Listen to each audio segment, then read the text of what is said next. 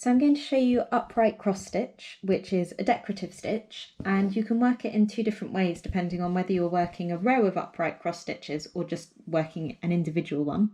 So I'm going to show you how to do a row first, and in which case you want to start with running stitch. So bring your needle out from behind the fabric and then create a row of equally spaced running stitch. And I'm just going to do 3 here to show you. And what the running stitch is the horizontal line of your cross stitch. Obviously each stitch is made up from 2 individual stitches.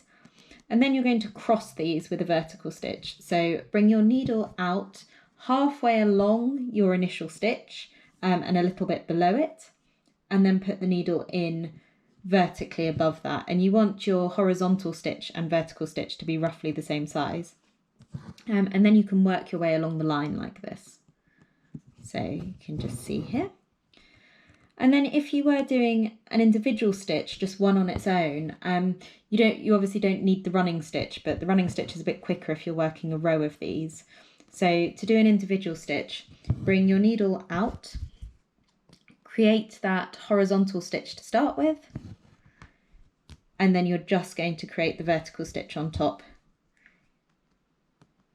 And so you can see that gives you an upright cross stitch.